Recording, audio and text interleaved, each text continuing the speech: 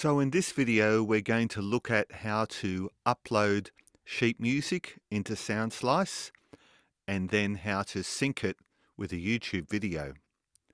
So once you've created your account in soundslice.com, you'll be able to upload a couple of pieces of sheet music every month for free.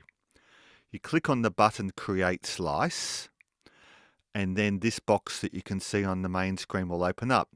You choose Upload File, and then you can click on the PDF that you want to upload. So I will click on that. I've already chosen my piece. It's a classical guitar piece, Petzold's Minuet. I will then choose that and begin the review process. So once you've uploaded music, it then needs to check that everything that's in there is correct. So it will ask questions like you can see here. Select the note to which this fingering applies.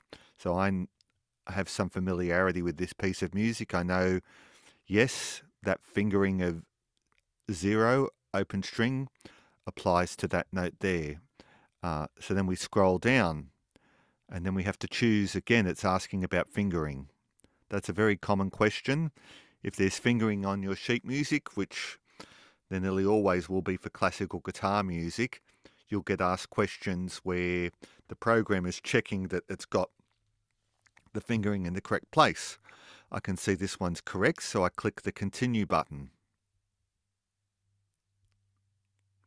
And it'll bring up some more questions. Oh, that's all. So sometimes there are lots of questions about the score. Sometimes there's only a few, like you just saw there. A lot depends on how clear the sheet music is. If it's very well structured and laid out, Soundslice can very easily identify everything. But sometimes there's varying quality. It's definitely best not to load sheet music that you've written all over. Load up a clean sheet of music. And so now we can just play and see that it's loaded up correctly. Anyhow, I've already checked that. So yes, it looks like it's loaded it all correctly. We can then move on to the next phase of the process, and that is to sync this music with a YouTube video. Now I'm going to sync the music that I've uploaded into Soundslice with a good YouTube recording. So here is the piece of music within Soundslice, which I showed you in my last video some of the things that you can do in terms of looping sections and so forth. But what we want to do is sync it with a YouTube video. So I click on the Edit button, and it's loading. And then you'll see here near the top of the screen is Recordings. And then I have choices. You can sync with MP3s or videos if you own a video and you want to sync the music with it. But for this exercise, we want to sync it with a good YouTube video. And I've already gone and found one. Simon Powers has a really nice recording of this piece of music in Classical Guitar Corner on the YouTube channel. So I've already copied the link. So I paste my link in there and I add the recording.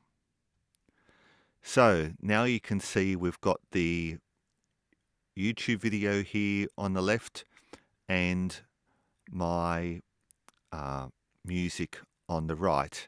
And you can choose different positioning, but the main thing I find, I need to see the sheet music here.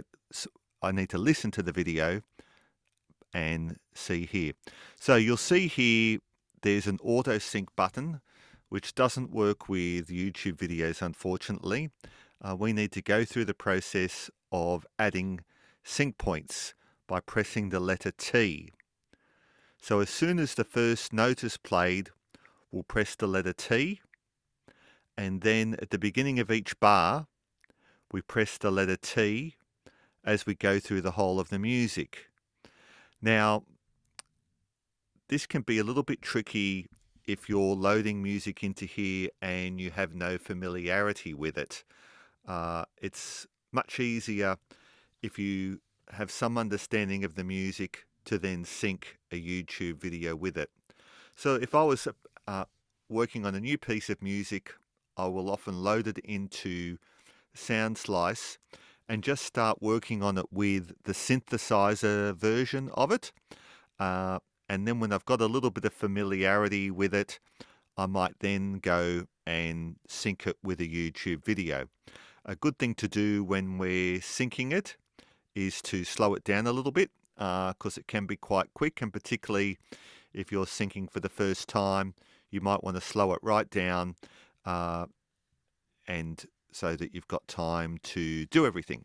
All right, so I'm going to press the play button and we're going to start syncing our video, pressing the letter T on my keyboard at the start of each bar. Here we go.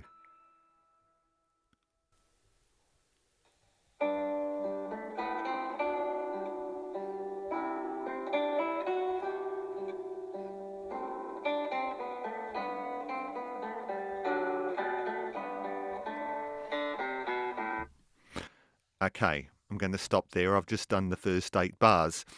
And keep in mind, you can pause whilst you're going through this process. You can just sync the first 8 bars and then save it and then come back later and sync some more as you become more familiar. Likewise, if you press the button at the wrong place, you can come back and listen and move. I don't want to move this point because it's in the right place, but I can move this into the correct place. So you go through and do that for the whole of the video, then you click save. I'm only going to do the first 8 bars. Right, that will have saved. I'll go back to my overview. I will open up the music again, and you can now see at the bottom, I can either choose to play with the synthesizer or I can choose the video. And I want it to start from the beginning. I'm going to move the speed up back to 100%, and I'll press play and we'll see how it went.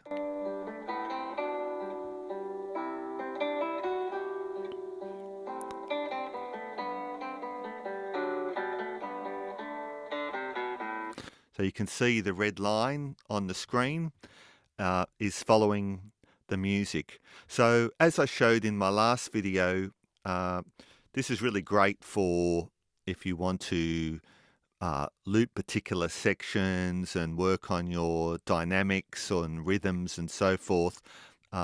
Having an actual performance can be really, really helpful in terms of developing your own musical interpretation. So that's basically it in a nutshell.